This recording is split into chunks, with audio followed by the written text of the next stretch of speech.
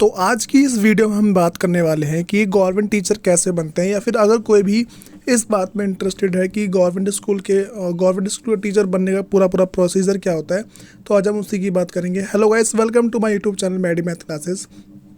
तो आज हम बात करते हैं कि गवर्नमेंट स्कूल में टीचर कैसे बन सकते हैं। देखो, सबसे पहले हमें क्या है कि 12th पास करनी होती है, किसी भी स्ट्रीम से पास कर लो जिस चीज़ का तुम्हें टीचर बनना है।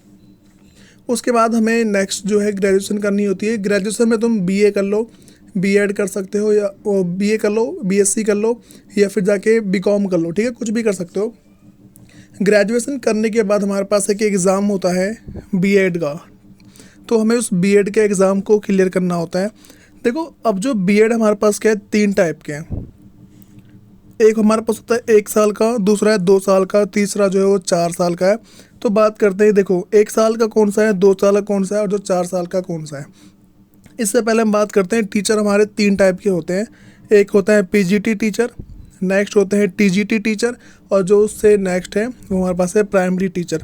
देखो, जो पीजीटी होता कौन है, जो 11th और 12th क्लास के बच्चे को पढ़ाते हैं उनको बोलते हैं पीजीटी टीचर, और जो 6th से लेके 10th तक के बच्चे को पढ़ाते हैं उनको बोलते हैं टीजीटी टीचर, और जो 1st क्लास से लेके 5th क्लास के बच्चे तक को पढ़ाते हैं उनको हम बोलते हैं प्राइमरी टीचर, ठीक है। तो देखो, अब हम बात करते हैं सबसे पहले कि अगर हमें पीजीटी टीचर बनना है तो सबसे पहले हमें क्या है कि ग्रेजुएशन करने के बाद ग्रेजुएशन करने के बाद क्या है कि हमें पोस्ट ग्रेजुएशन करनी होती है, और पोस्ट ग्रेजुएशन करने के बाद हमें क्या है कि 1 साल का बीएड का एग्ज़ाम, 1 साल की बीएड का कोर्स की तैयारी करनी होती है। तो उसके बाद क्या हम आराम से पीजीटी टीचर बन जाते हैं, ठीक है। और जो नेक्स्ट हमारे पास है टीजीटी टीचर, तो उसमें हमारे पास क्या है कि 6th से लेकर 10th तक के बच्चों को पढ़ाते हैं। उसमें हमें ग्रेजुएशन पास करनी होती है, जिसमें कम से कम हमारे 50% मार्क्स तो होने चाहिए ग्रेजुएशन के अंदर। उसके बाद जो हमारे पास नेक्स्ट है, देखो हम इसमें और बात करते हैं कि जैसे ही ग्रेजुएशन कर लेते हैं, ग्रेजुएशन हमारे 50% से पास होने के बाद क्या है, 2 साल का बीएड का कोर्स होता है, वो करना होता है। तो हम क्या है, टीजीटी टीचर बन जाते हैं। फिर नेक्स्ट जो हमारे पास है अगला, वो है प्राइमरी टीचर। तो प्राइमरी टीचर बनने के लिए हमें सिंपल सा क्या है कि 12th क्लास पास होनी चाहिए, वो भी विद 50%, ठीक है, ज़्यादा भी नहीं, आराम से आ जाते हैं 50%। तो उसके बाद हमें क्या है कि 4 साल का एक बीएड का कोर्स करना होता है। ये करने के बाद क्या हम 1st से लेके 5th क्लास तक के बच्चों को पढ़ाने के लिए रेडी हो जाते हैं। देखो, जब हम बीएड कर लेते हैं तो हमें एक एग्ज़ाम देना होता है। एग्ज़ाम का जो नाम है वो है टेट का एग्ज़ाम, ठीक है। टेट के एग्ज़ाम को हमें पास करना होता है। तो टेट हमारे पास क्या है कि 2 टाइप से होते हैं। एक तो हमारे पास है सी टेट, दूसरा है एस टेट।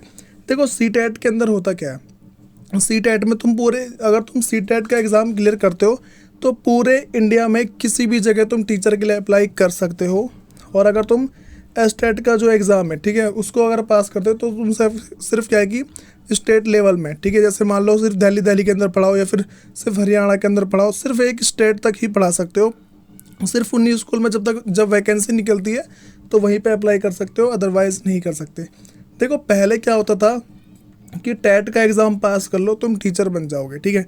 लेकिन अब क्या होता है, अब हमें ना जिस स्कूल में हम अप्लाई कर रहे हैं उस स्कूल में हमारा एक एग्ज़ाम भी लिया जाता है। एग्ज़ाम को पास करने के बाद क्या तुम्हारा इंटरव्यू होता है। अगर तुम उन दोनों को क्लियर कर लेते हो तो एग्ज़ाम और इंटरव्यू क्लियर करने के जस्ट बाद क्या है कि तुम्हें एज अ पहले गेस्ट टीचर रखा जाता है।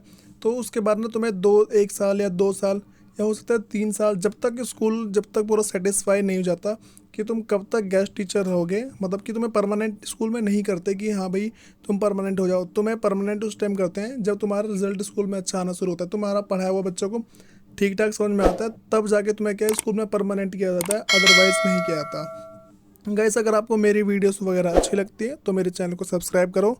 Thank you.